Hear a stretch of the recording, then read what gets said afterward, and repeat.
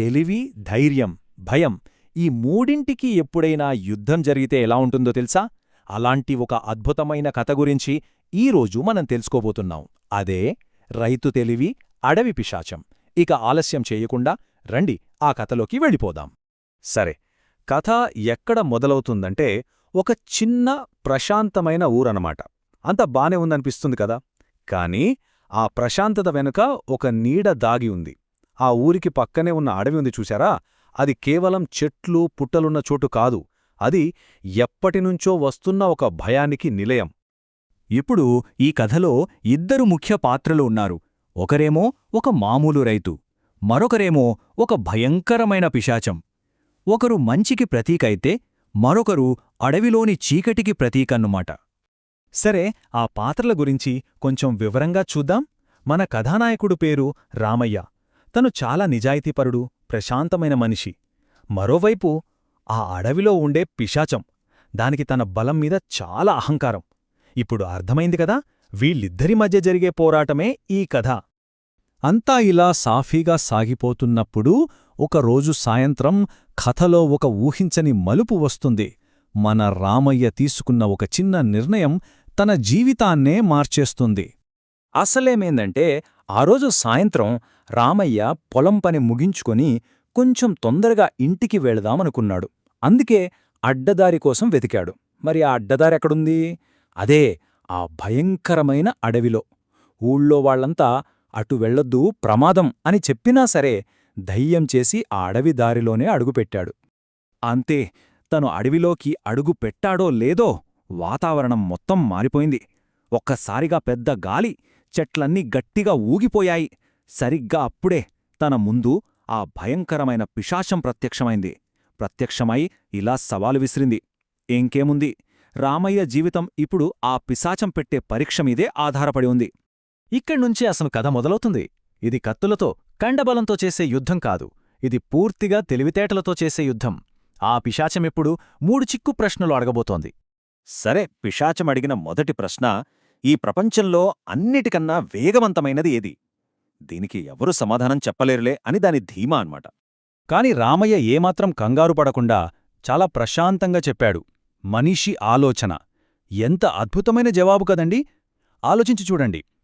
కాంతికన్నా, శబ్దంకన్నా వేగంగా వెళ్లేది మన ఆలోచనే. ఎందుకంటే దానికి ప్రయాణం చేయాల్సిన పనేలేదు. మనం జస్ట్ అనుకుంటే చాలు, అది అక్కడికి చేరిపోతుంది. ఈ జవాబు వినగానే ఆ పిశాచానికి మైండ్ బ్లాక్ అయిపోయింది. మొదటి సమాధానంతో షాకైన ఆ పిశాచం, సరే, ఈసారి ఇంకా కష్టమైన ప్రశ్న అడగాలి అనుకుంది.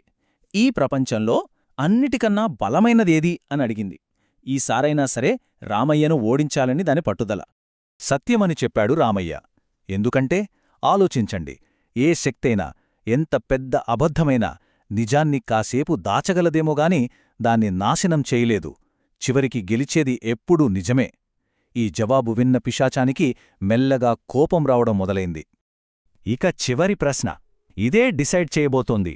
ఒక మనిషిని విజేతగా నిలబెట్టేది ఏది అని అడిగింది. ఇది మామూలు ప్రశ్న కాదు, ఇది జీవిత సారాంశానికి సంబంధించిన ప్రశ్న. దీనికి రామయ్య ఒక చిన్న నవ్వు నవ్వి చెప్పాడు, ధైర్యం, తెలివి. అంతే.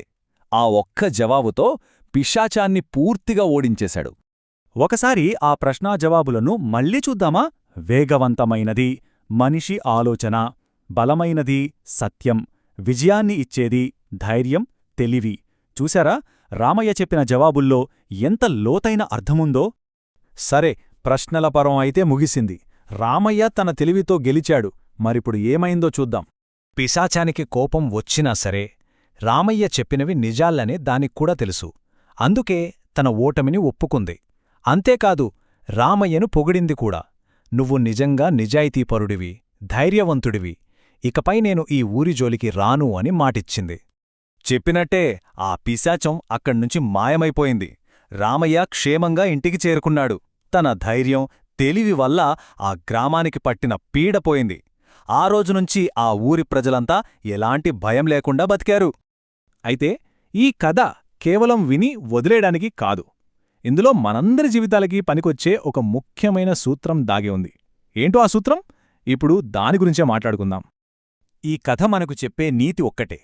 ధైర్యం, దానికి తోడు తెలివి. ఈ రెండూ మన దగ్గర ఉంటే చాలు. ఎలాంటి సమస్యనైనా, ఎంత పెద్ద సవాలునైనా సరే మనం ఈజీగా ఎదుర్కోగలం. ఒక్కసారి ఆలోచించి చూస్తే రామయ్య విజయం వెనుక 2 స్టెప్సున్నాయి. ఫస్ట్ స్టెప్ అడవిలోకి వెళ్లడానికి తను చూపించిన ధైర్యం. సెకండ్ స్టెప్ పిశాచం అడిగిన ప్రశ్నలకు జవాబు చెప్పడానికి ఉపయోగించిన తెలివి. చూడండి, ధైర్యం లేకపోతే అసలు ఆ ఛాలెంజ్ తీసుకునేవాడే కాదు. అలాగే తెలివి లేకపోతే గెలిచేవాడ కాదు. అంటే విజయం కావాలంటే ఈ 2 కంపల్సరిగా ఉండాలన్నమాట. సరే, ముగించే ముందు ఒక చిన్న ప్రశ్న. మన జీవితాల్లో కూడా మన జాబ్, మన రిలేషన్స్, మన హెల్త్ ఇలా రకరకాల రూపాల్లో ఎన్నో పిశాచాలుంటాయి కదా. మరి రామయ్య ఉపయోగించిన ఈ ధైర్యం ప్లస్ తెలివి అనే ఫార్ములా మన ఈ రోజుల్లో ఎదురయ్యే సవాళ్లను ఎదుర్కోవడానికి మనకు ఎలా సహాయపడుతుంది? ఒక్కసారి దీని గురించి ఆలోచించండి.